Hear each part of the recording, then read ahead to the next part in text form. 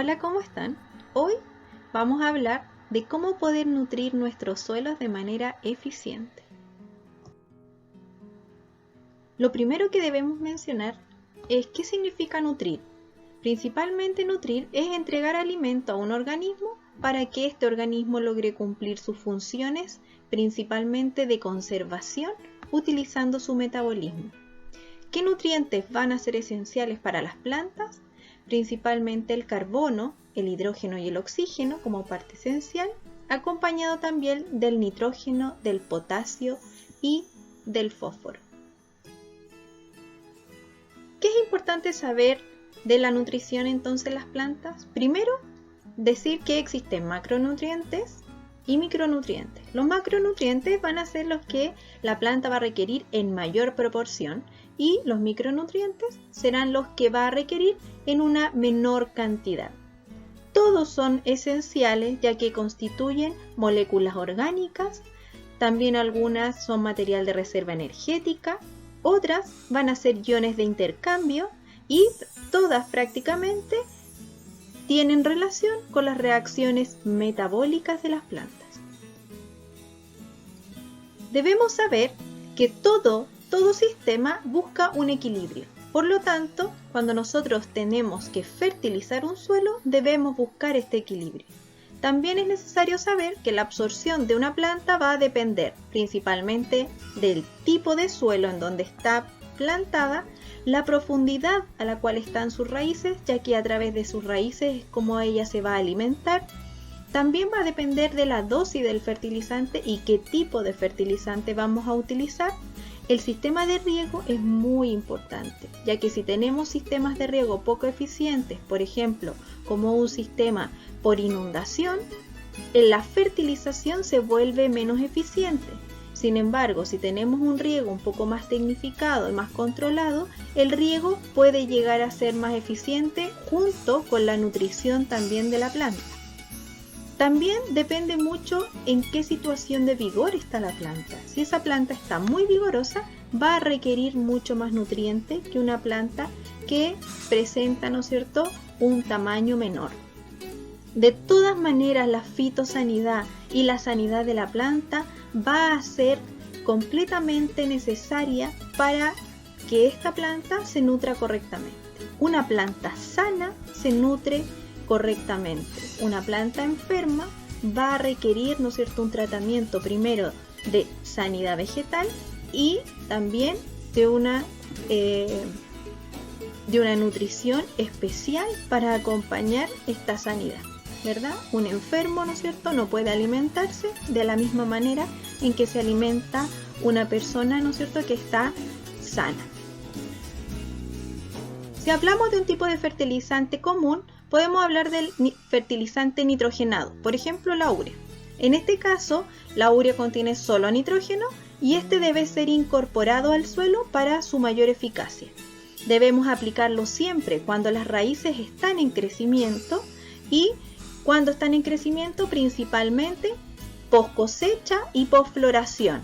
¿Ya? En general, este tipo de fertilizante nitrogenado no se aplica en invierno, ya que sus raíces, las raíces de la planta, están sin actividad. Otros tipos de fertilizantes, también llamados fosforados y potásicos, pueden ser aplicados durante todo el año, ya que son mucho más fijos en el suelo y no se pierden con facilidad. Estos se deben aplicar más o menos cerca de las raíces sin llegar a intoxicarlas. Se recomienda no ponerlos de manera superficial, ya que pueden perder efectividad por, ¿no es cierto?, acción de algunos gases aéreos y se considera bastante inmóvil en el suelo. ¿Cuándo podemos aplicarlo? Generalmente se pueden aplicar durante cualquier época del año y además pueden ponerse en una sola dosis, dejando el suelo con una gran cantidad de reserva para todo el año. Otro tipo de fertilizante que vamos a encontrar es el fertilizante combinado o mezcla, en el cual vamos a encontrar nitrógeno, fósforo y potasio a la vez. Este puede ser aplicado cuando la planta está activa ya que es un requerimiento en general para que la planta absorba los nutrientes y cuando su follaje está verde principalmente por el nitrógeno. Siempre se debe incorporar al suelo, más que nada por su efectividad al momento, ¿no es cierto?, de generar una partícula mayor en conjunto con las partículas de suelo. ¿Cuándo ojalá se debería aplicar? Principalmente cuando presenta un brote más o menos de 20 centímetros o sus granos ya son pequeños. De igual manera pueden aplicarlo una vez post cosecha. Bajo las distintas condiciones de suelo que podemos tener, podemos hablar que en suelos arenosos la entrega de nutrientes es pobre, ya que contiene una baja condición de intercambio catiónico. La pérdida además puede ser más alta gracias al lavado rápido que existe en el suelo por su alto drenaje. Sin embargo, si nos vamos al otro extremo, un suelo arcilloso, este constituye una reserva de nutrientes, ya que es capaz de atrapar muchas partículas, ¿no es cierto?, de nutrientes y luego entregarlas a la planta. Eso es lo que nosotros llamamos un alto intercambio catiónico. Si además hablamos de suelos que contienen una alta cantidad de materia orgánica, este suelo en general favorecerá una buena circulación de aire para la raíz de la planta y una muy buena retención de agua que dejará disponible para la planta, mejorando de esta manera una mejor absorción nutritiva, ya que los nutrientes en general son absorbidos en solución, disueltos en agua.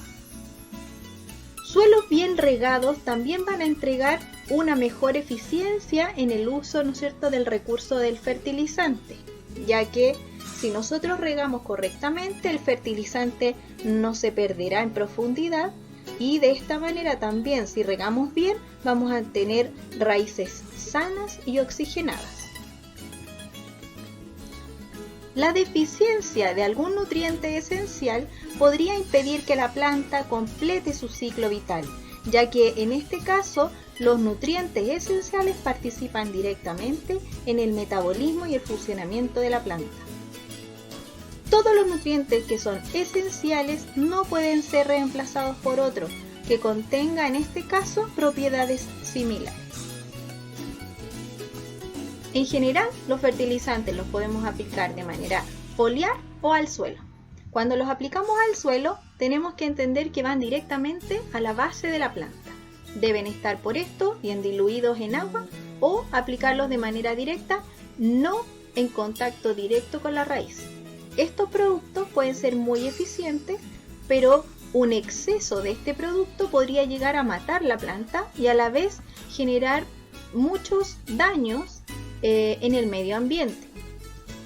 Cuando hablamos de un fertilizante con aplicación foliar, de esta manera, ¿no es cierto?, ponemos a disposición rápida el fertilizante para la planta. En este caso, debemos usarlo cuando necesitamos una acción rápida del fertilizante. Es conveniente para un uso eficaz tener en cuenta algunos factores como el calor, la humedad y la luz que puede, ¿no es cierto?, estar interfiriendo en la absorción de estos fertilizantes, ya que estamos tratando con un tejido bastante distinto a lo que es el tejido de la raíz.